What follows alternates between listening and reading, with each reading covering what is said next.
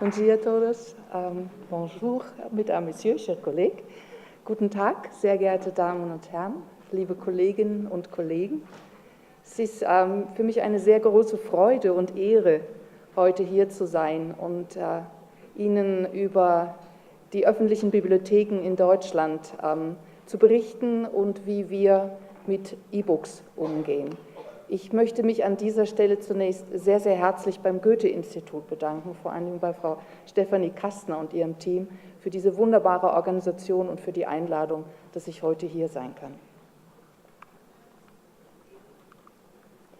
Mit diesem Foto der Herzog-August-Bibliothek in Wolfenbüttel möchte ich Ihnen gerne verdeutlichen, dass in Deutschland das gedruckte und das elektronische Buch gut nebeneinander stehen kann.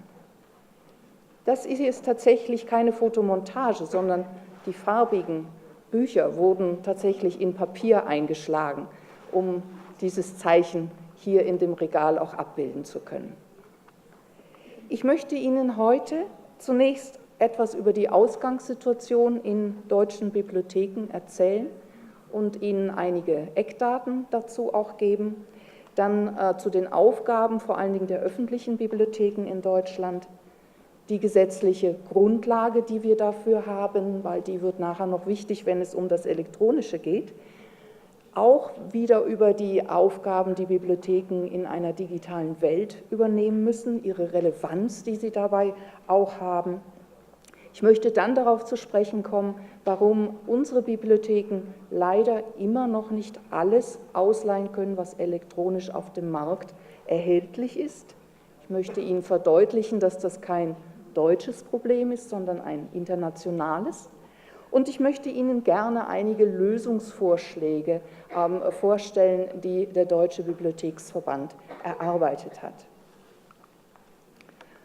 Öffentliche Bibliotheken haben auch im digitalen Umfeld natürlich ihren gesetzlichen Auftrag, die Teilhabe und die Zugänglichkeit sicherzustellen. Das ändert sich nicht. Der Auftrag ist der gleiche geblieben. Es gibt bei uns in Deutschland eine sehr stark ansteigende Tendenz zur ausschließlich elektronischen Publikation, das vor allen Dingen im wissenschaftlichen Bereich. Und das wird zunehmen, sodass ein Ausweichen auf physische Medien in Zukunft immer schwieriger werden wird.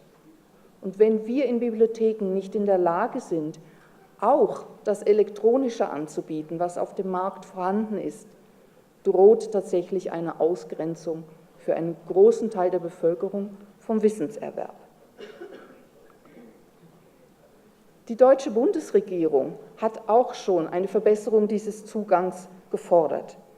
Die Bundesbeauftragte für Kultur und Medien hat im März diesen Jahres gesagt, dass im Moment einzelne Bibliotheken Lizenzverträge mit Verlagen abschließen müssen und dass auf die Art und Weise, weil viele Verlage keine Lizenzen verhandeln mit Bibliotheken, auf die Art und Weise viele Werke tatsächlich gar nicht in den Bibliotheken vorhanden sind. Und sie stellt fest, dass dies dem kulturpolitischen Interesse an einem umfassenden und breiten Zugang zu Kulturgut widerspricht. Ich gebe Ihnen gern jetzt ein paar mehr Zahlen, damit Sie das Ganze einordnen können. Es gab vor kurzem eine Umfrage der Allensbach-Marktanalyse, die gefragt haben bei unseren rund 80 Millionen Einwohnern in Deutschland, die Personen ab 14 wurden befragt, ob sie sich überhaupt für Bücher interessieren. Und man kann feststellen, es sind ja doch mehr als die Hälfte, Gott sei Dank. Und davon hat jeder Zehnte auch Interesse am Lesen von E-Books. Es ist also keine kleine, geringe Minderheit mehr, sondern es sind schon relativ viele Menschen. Und wir wissen, dass über die Hälfte auch mindestens einmal in den letzten 12 Monaten ein Buch gekauft hat. Und 5,2 Millionen haben in den letzten 12 Monaten ein E-Book gekauft. Ich gebe Ihnen gern jetzt noch einige Daten zu unseren Bibliotheken. Wir haben in Deutschland ungefähr 8000 Bibliothekssysteme. Das bedeutet tatsächlich etwas um die 10.000 Bibliotheksstandorte, denn gerade in Großstädten hat ja ein Bibliothekssystem tatsächlich mehrere Standorte. Wir haben insgesamt einen Medienbestand von 122 Millionen Medien und einen Etat von 105 Millionen Euro. Wenn Sie das Ganze mal 4 nehmen, können Sie sich ungefähr eine Vorstellung machen. Eine Besonderheit in Deutschland ist, dass ein großer Teil der öffentlichen Bibliotheken ehrenamtlich geleitet wird. Wir haben also etwas mehr als 2000 hauptamtlich geleitete Bibliotheken. Sie sehen auch, dass sie den großen Teil des Medienetats haben und tatsächlich auch den größeren Teil des Medienbestandes. Dazu kommen natürlich noch wissenschaftliche Bibliotheken, um die 250 Universitätsbibliotheken, Fachhochschulbibliotheken, und Sie sehen auch, dass der Medienetat hier natürlich unvergleichlich größer ist. Gucken wir uns nochmal die Entwicklung der öffentlichen Bibliotheken in Deutschland seit dem Jahr 2000 an. So sehen Sie die Kurve, die rauf und runter geht. Das entspricht dem Medienetat, den die Bibliotheken haben. Das ist natürlich eng daran gekoppelt. Öffentliche Bibliotheken werden von den Kommunen finanziert, wie es den Kommunen in Deutschland geht. Wenn es ihnen gut geht, haben Bibliotheken mehr Finanzen. Wenn es ihnen nicht so gut geht, haben sie leider weniger Finanzen.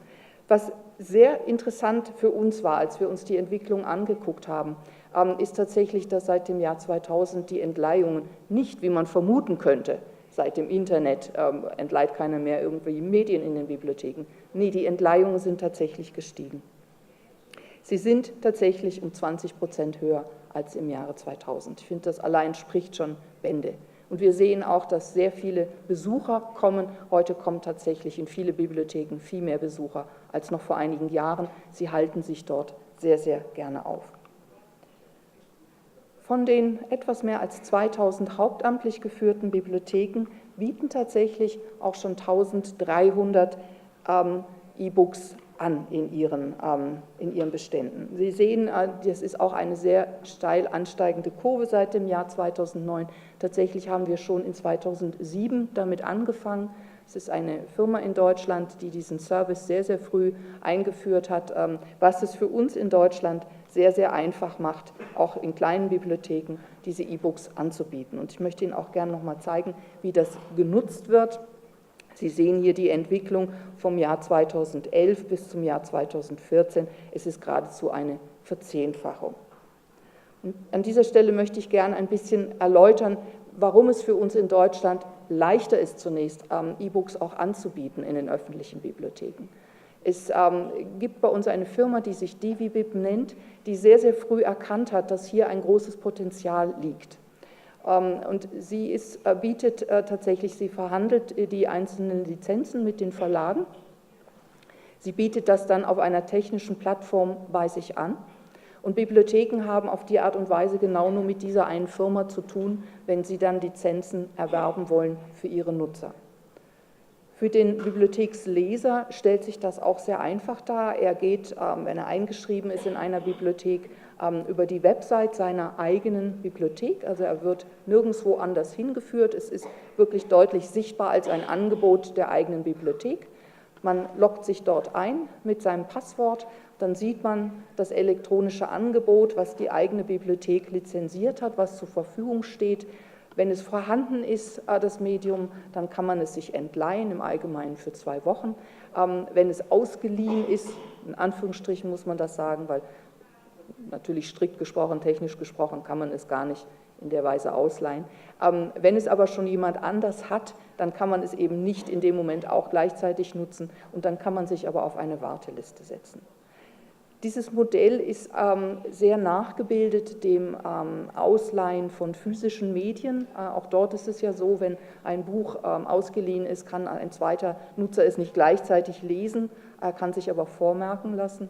Und das dient dazu, eine Beschränkung im Angebot einzuführen, die auch sehr wichtig ist. Extrem gesprochen wäre es ja so, dass ansonsten eine Bibliothek einmal eine Lizenz abschließt und ganz Deutschland liest gleichzeitig dieses Buch. Das widerspricht natürlich sämtlichen geschäftlichen Interessen auch des Buchmarktes. Und daran haben ja Bibliotheken keinerlei Interesse, das zu unterlaufen. Es soll ja gestützt werden, auch durch Bibliotheken. Das möchte ich Ihnen gerne jetzt ein bisschen mehr verdeutlichen wo auch ein großer Unterschied liegt zwischen dem kommerziellen Angebot, was wir in Deutschland durchaus auch haben. Sie können dort für 19 € im Monat auch bei kommerziellen Anbietern sich so viel E-Books herunterladen, wie Sie möchten.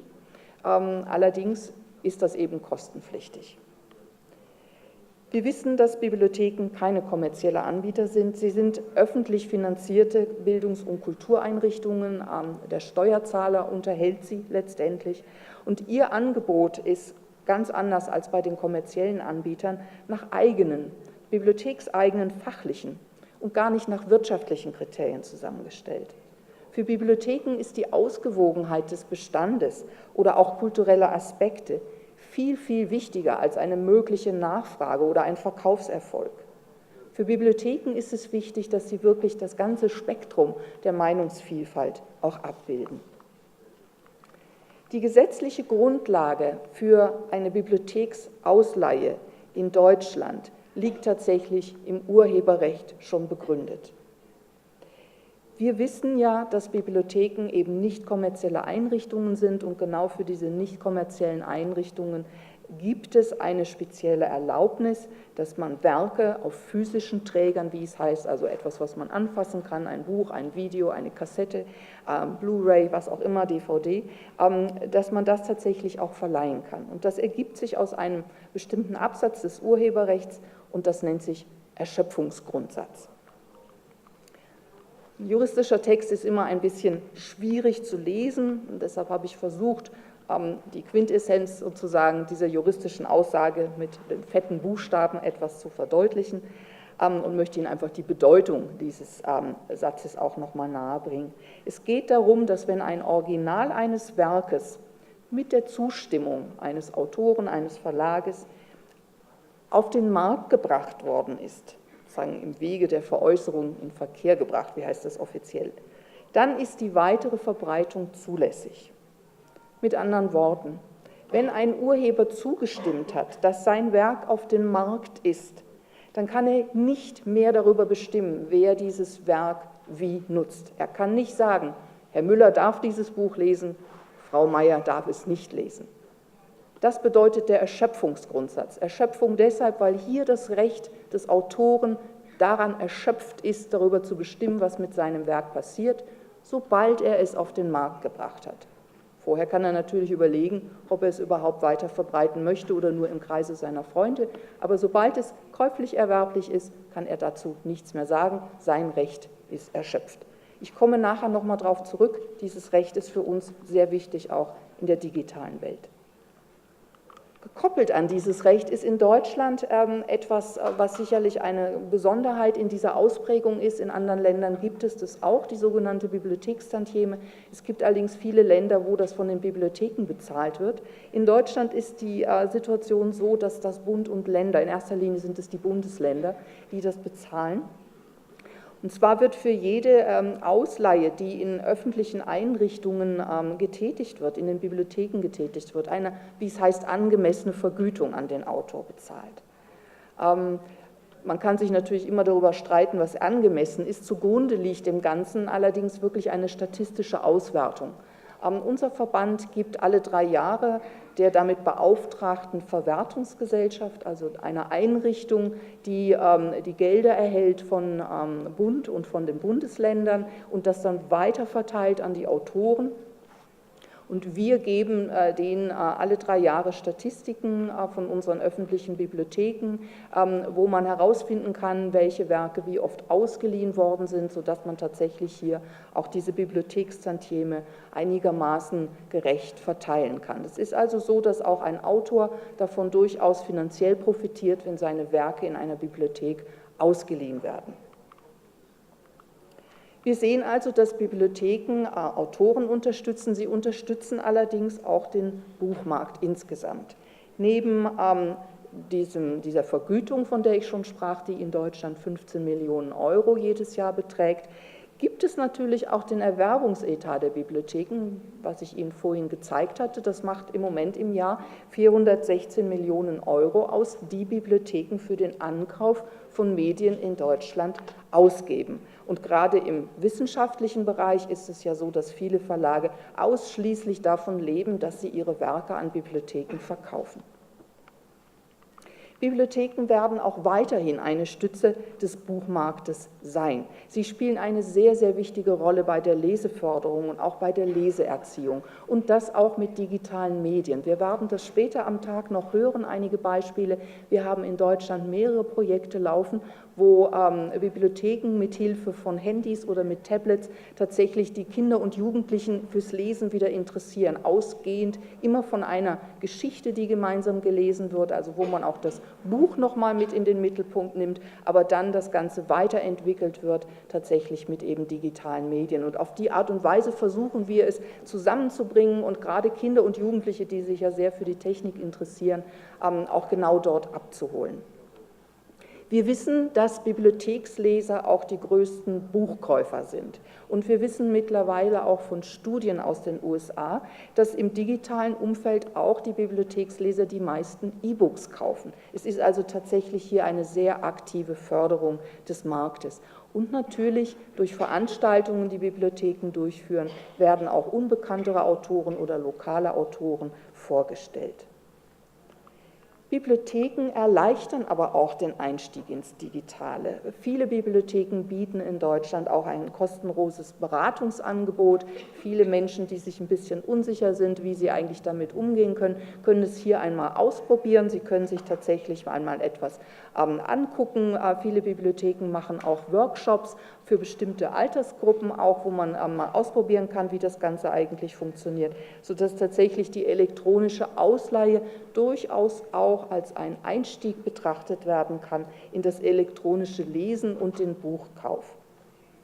Wir wissen, dass ohne diese attraktiven Angebote der Leser auf Dauer natürlich auch die Leser wegbrechen würden.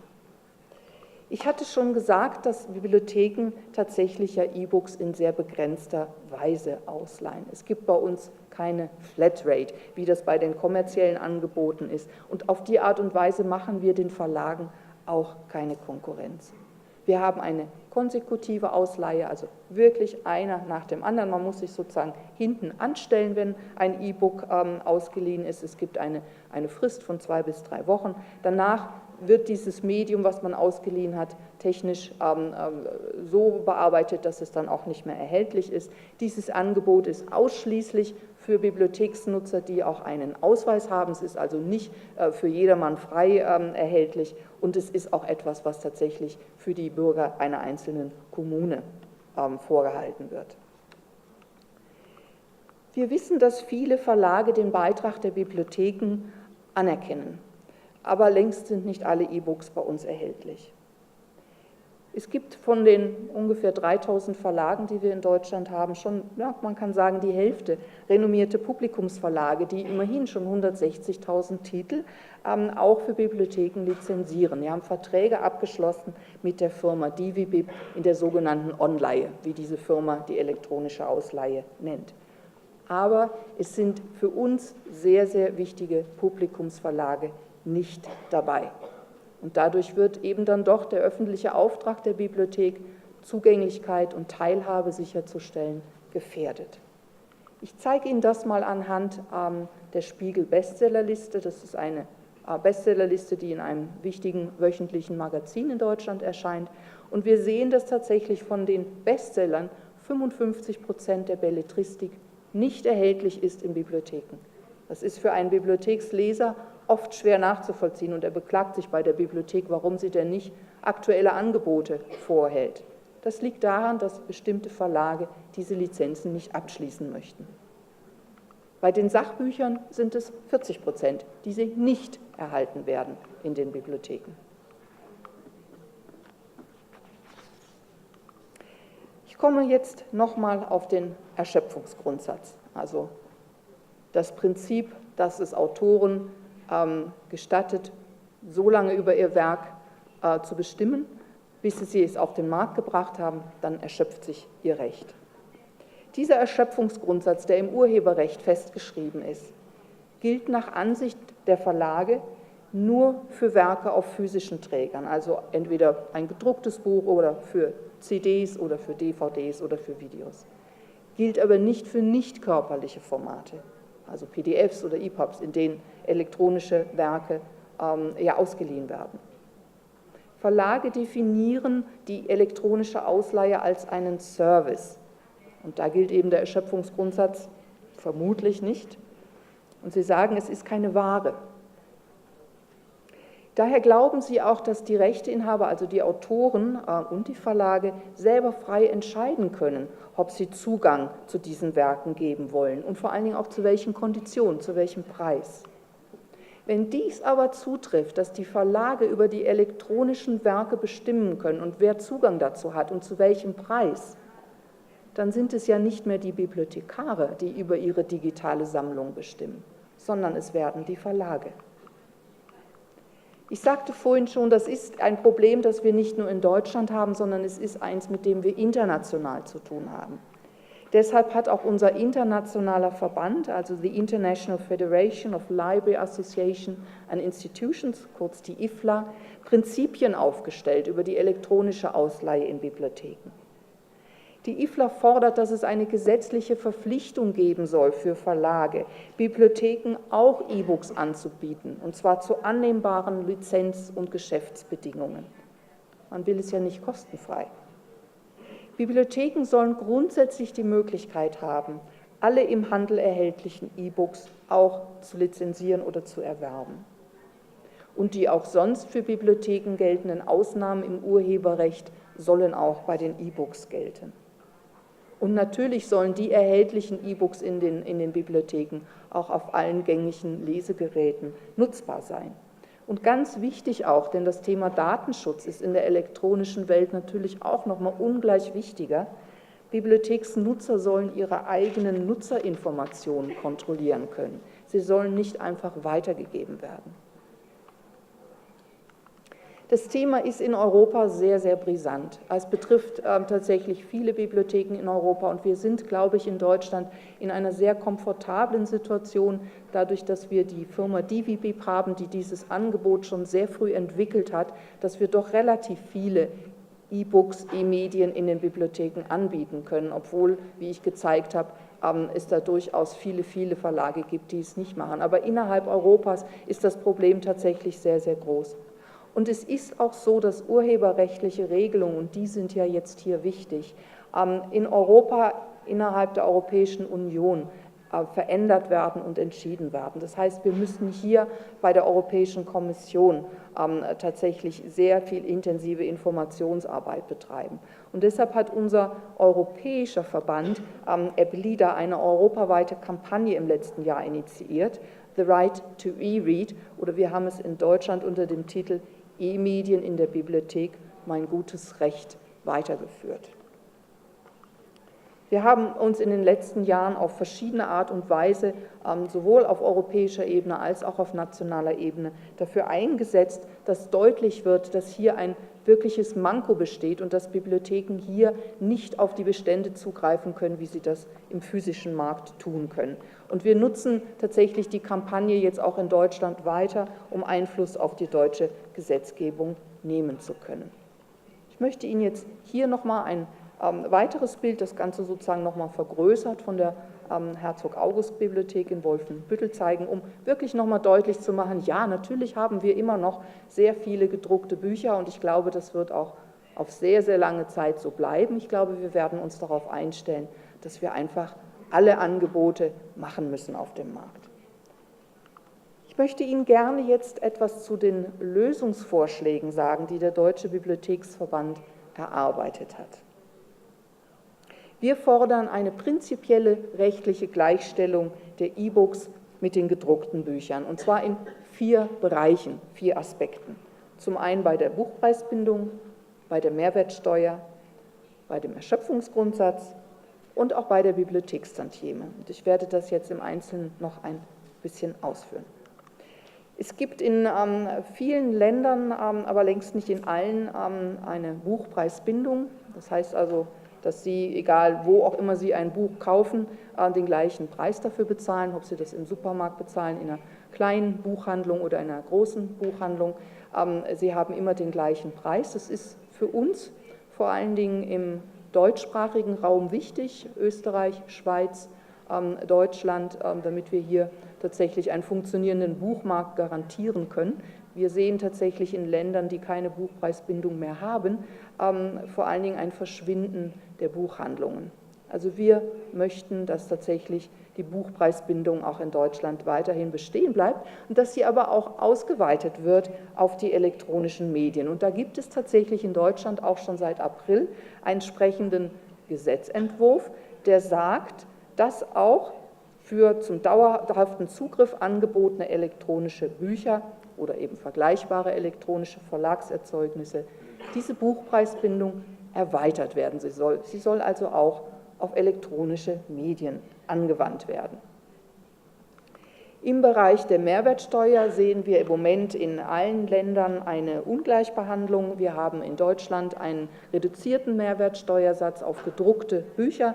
Wir haben aber keinen reduzierten, sondern den vollen Mehrwertsteuersatz von 19% auf elektronische Bücher. Das wird tatsächlich europaweit mittlerweile kritisiert und es gab im März diesen Jahres eine gemeinsame Pressemitteilung der Kultusminister von Frankreich, von Polen und auch von Deutschland, die gesagt haben, ob ein Buch digital oder analog erscheint, es ist der Inhalt, der ein Buch ausmacht und nicht die Form, in der es einem Leser zugänglich gemacht wird. Ein Buch ist ein Buch, ganz gleich, wie es beschaffen ist. Für uns eine logische Konsequenz aus diesen beiden Forderungen, nämlich die Erweiterung bestimmter festgelegter Richtlinien auf das Elektronische, heißt für uns eigentlich auch, wenn es bei der Buchpreisbindung so gelten soll und bei der Mehrwertsteuer, warum dann eigentlich nicht auch bei der Buchausleihe und natürlich auch bei der Vergütung der Autoren. Unserer Ansicht nach ist dafür gar nicht so sehr viel notwendig. Wir schlagen vor, den Erschöpfungsgrundsatz, den ich Ihnen vorhin etwas erläutert habe, ebenfalls auszuweiten auf die E-Books. Wir müssen da einfach nur aufnehmen, dass die Genehmigung, die im Moment eben Bibliotheken haben, nämlich Dinge zu verleihen, weil der Autor sein Recht sozusagen erschöpft hat, darüber zu bestimmen, das müsste eigentlich auch übertragbar sein. Wir haben ein Urteil aus dem Jahre 2012 des Europäischen Gerichtshofs, da ging es um gebrauchte Software und da ging es auch um die Frage, ob die weiterverkauft werden kann. Und hier hat der Europäische Gerichtshof gesagt, ja, das ist möglich. Das heißt, plötzlich gilt hier der Erschöpfungsgrundsatz auch bei nicht körperlichen Werken. Das ist für uns eine ganz wichtige Entscheidung, allerdings ist im Moment völlig unklar, ob das jetzt nur für Software gilt oder ob es vielleicht auch für andere elektronische Medien gilt. Und es wird noch ein bisschen dauern, bis da die entsprechenden Gerichtsverfahren dazu abgeschlossen sind. Wir rechnen damit, dass das noch 2-3 Jahre sicherlich dauern wird. Wir schlagen also tatsächlich vor, ganz konkret, dass der Erschöpfungsgrundsatz, der im Urheberrecht festgelegt worden ist, auch auf die Werke, die eben nicht in körperlicher Form verbreitet werden, angewandt wird und dass entsprechend auch die Bibliothekstantieme, die im Moment an Autoren und Verlage gezahlt wird für das Verleihen von physischen Werken, dass das auch an die Autoren und Verlage gezahlt wird bei dem Verleihen von elektronischen Werken. Denn selbstverständlich möchten wir auch an dieser Ausleihe die Autoren und die Verlage partizipieren lassen. Das ist ja nur eine logische Konsequenz. Wir haben schon im Jahr 2012 eine Empfehlung des Deutschen Bundestages gehabt. Zum einen für uns natürlich sehr wichtig, eine ausreichende Grundfinanzierung sicherzustellen für die Bibliotheken, aber auch die Verleihbarkeit digitaler Medien entsprechend analoger Werke sicherzustellen. Ich hatte vorhin schon die Bundesbeauftragte für Kultur und Medien erwähnt. Sie hat in der gleichen Pressemitteilung auch gesagt, dass sie erwartet, dass Bibliotheken und Verlage im Wege der Selbstregulierung in absehbarer Zeit zu einer Lösung kommen. Andernfalls, so ihre Einschätzung, sind aus kulturpolitischer Sicht gesetzliche Regelungen in Betracht zu ziehen. Und genau das ist es auch, was wir uns erhoffen. Wir möchten nicht darauf vertrauen, dass man schon ganz gute Verträge abschließen können wird mit Verlagen, sondern wir möchten genau wie im gedruckten Bereich ein Recht darauf haben, auch alle elektronischen Medien erwerben zu können. Wenn wir das haben, werden Bibliotheken auch den unbeschränkten Zugang zur digitalen Medienwelt haben. Sie würden dann alle von ihnen gewählten Medien natürlich zu marktüblichen Preisen erwerben oder lizenzieren und den Nutzen zur Verfügung stellen. Autoren und Verlage würden für den finanziellen Verlust durch diese Ausleihen natürlich angemessen entschädigt werden. Und die gesellschaftliche Teilhabe und Mitwirkung aller am Wissenserwerb kann durch die Bibliothek auch im digitalen Zeitalter weiterhin unterstützt werden. Mein Plädoyer für eine Zukunft mit digitalen Angeboten ist, dass es hier tatsächlich um eine ganz grundlegende Zukunftsfrage geht. Es geht um ein öffentliches Gut, was allen weiterhin zur Verfügung gestellt werden soll. Und ich glaube nicht, dass wir das den im Internet agierenden großen Wirtschaftsunternehmen, nennen wir es ruhig beim Namen, Amazon zum Beispiel, überlassen sollen, in Zukunft für die soziale und gerechte Teilhabe der Bevölkerung zu sorgen. Die Art, wie wir lesen, hat sich verändert und wird sich weiter verändern. Und jetzt muss sich auch die Art, wie Bibliotheken Medien verleihen, dringend ändern. Ich danke Ihnen sehr herzlich.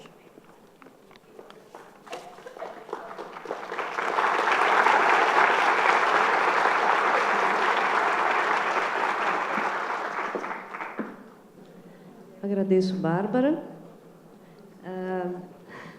Thank you. Thank you. Dando continuidade, eu pretendo fazer criar alguns parâmetros do que acontece na Alemanha e no que acontece no Brasil a respeito de direitos autorais. Não existe ainda institucionalizado uma legislação a respeito de empréstimo entre bibliotecas ou para bibliotecas de e-books. O que existe são iniciativas particulares de algumas instituições. Então, no Brasil, a proteção dos direitos autorais existe, obviamente, desde a época do Império e óbvio que de uma forma bem mais simples do que comparada à legislação atual. Com o passar dos anos, surgiu a necessidade de legislação ser modernizada e adaptada às regras internacionais sobre os direitos autorais.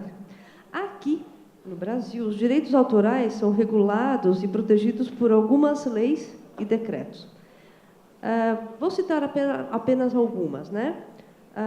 Uma das mais importantes, pelo menos, é a Lei 9.609 e 9.610, ambas de fevereiro de 98. A 9.609 ela dispõe sobre propriedade intelectual de programas de computadores, enquanto que a Lei 9.610 regula os direitos do autor e daqueles que lhe são conexos. Além dessas, existem, então, os decretos, né, que eu comentei. Esses decretos, eles ratificam a participação brasileira em tratados internacionais sobre esse tema. Mais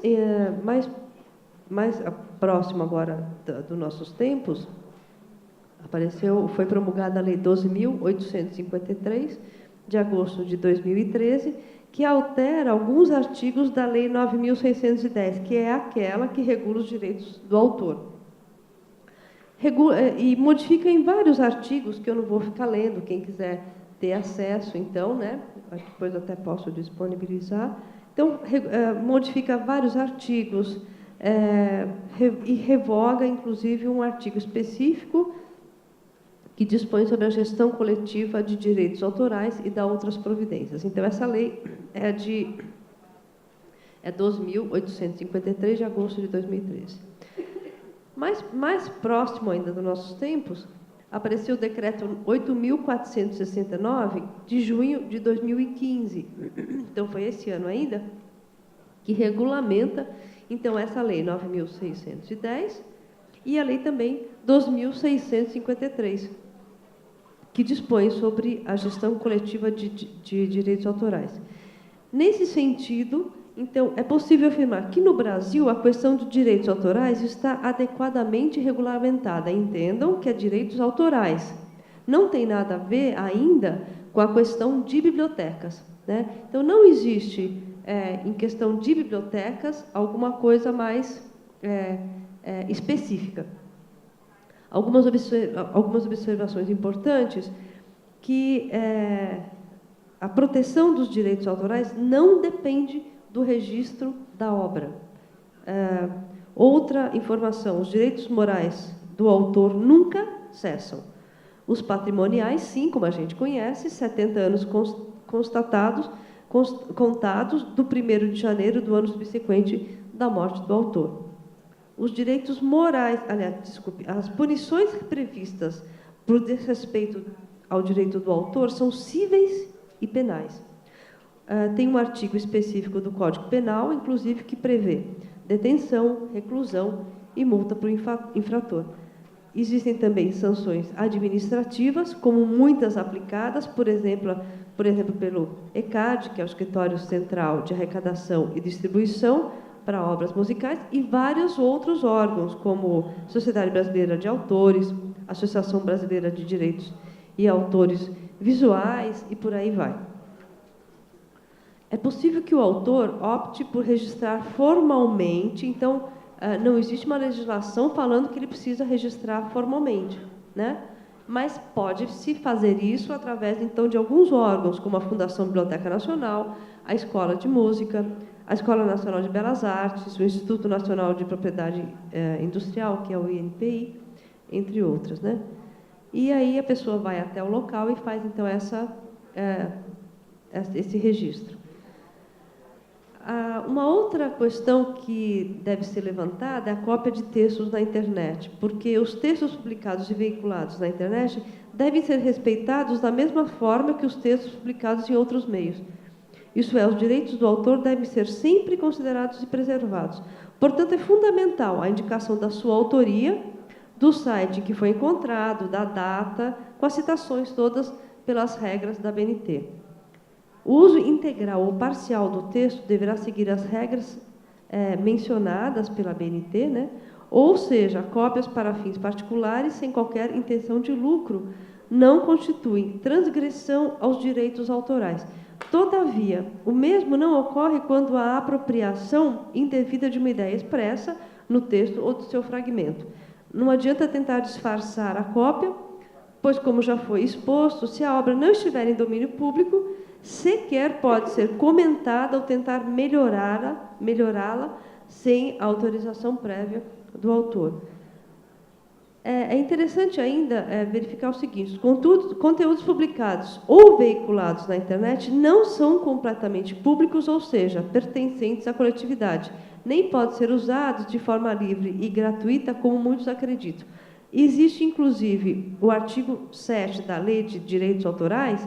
Ele estabelece a proteção das obras expressas por qualquer meio ou fixadas em qualquer suporte, tangível ou intangível, conhecido ou que se invente no futuro. Isso é importante, que se invente no futuro, quer dizer que, mesmo que seja um e-book, então, isso já está previsto na legislação. Essa é uma parte das mais importantes, quer dizer, na hora que vai aparecer o e-book, isso daí já está previsto em lei. Entende-se, então, que a proteção dos direitos autorais também regulamenta as obras publicadas ou veiculadas na internet, seja no caso da internet ou de qualquer outro meio. Não se admite o uso indiscriminado e inadequado das obras literárias, artísticas ou científicas. Então, é preciso ter em mente que é viável que não se utilize, mesmo questões de downloads de música, qualquer material que tiver, não se pode fazer a que não seja referido, né? E uma outra coisa importante, fala-se em reproduzir pequenos trechos, mas a lei não define o que é pequeno trecho. Quer dizer, pode, mas não tem uma definição para isso. Então, o que seria um pequeno trecho de uma obra? Tampouco fala sobre a porcentagem quando trata do tal pequeno trecho. É importante frisar que pequeno trecho é um fragmento da obra que não contempla a sua substância, óbvio, né? Mas o pequeno trecho não se refere à extensão da reprodução, mas sim ao conteúdo reproduzido. Assim, essa é uma parte a ser estudada, né? Porque, assim, qualquer intenção ao se associar o pequeno trecho a 10%, que alguns falam, outros a 15% da totalidade de uma obra integral, é totalmente descabida. Porque é possível que em 10% ou 15% da reprodução esteja contemplada a parte substancial da obra protegida. Então, são casos a se pensar e a se estudar. Em todo caso, ainda que o trecho que se pretenda reproduzir possa ser objeto de consenso, como sendo um pequeno trecho, esta é apenas uma das hipóteses especificada na lei, mas que se precisaria estar atendida simultaneamente às demais. Se qualquer uma das hipóteses não for atendida, a reprodução é simplesmente ilegal. Ainda falando em questão de formatos, hoje uma mesma obra pode ser utilizada em diversas mídias. E para conciliar a utilização delas, é necessário contrato firmado especificamente para cada livro. Então, para cada mídia. Então, se for e-book, se for um livro, tem um contrato. Se for e-book, novo contrato. Conforme a mídia vai se modificando os contratos precisam ser refeitos. E ainda agora comentando sobre o mercado digital, não está disponível estatísticas sobre e-books para bibliotecas, na utilização de bibliotecas que seja de uma maneira bem específica. Como eu comentei, existem algumas bibliotecas que utilizam, mas não é isso isso não foi institucionalizado ainda. Existem várias estatísticas, sim, da pesquisa de produção e vendas do setor editorial brasileiro, mas eu acho que não caberia aqui comentar sobre esse caso. É importante frisar que no Brasil os e-books chegam a 3% da venda de livros, enquanto que em países como França e Alemanha, o segmento cresceu no mesmo ritmo acelerado dos Estados Unidos, com os digitais passando a 5% das vendas das editoras, os mercados onde os e-books são superiores a 20%, por exemplo, nos Estados Unidos. Em geral, as editoras têm feito lançamento simultâneo em papel e em e-book, mas os contratos feitos anos atrás inviabilizam a conversão de títulos mais antigos. Então, os títulos mais antigos é difícil conseguir essa conversão, né? E continua comentando ainda que tem alguns outros dados que eu trago, acho que não precisaria comentar, e a livraria continua sendo o principal canal de comercialização de livros para as editoras e concentram 50% do mercado em números de exemplares, e em faturamento elas também encabeçam a lista com 61,4% de participação. Na Câmara Brasileira do Livro, existem 2 documentos da Comissão do Livro Digital, porém, elas são só restritas aos seus associados. Então, isso é um pequeno panorama do que acontece no Brasil, mas de uma forma muito incipiente ainda, né? Depois a Lilian vai entrar em mais detalhes à tarde, né?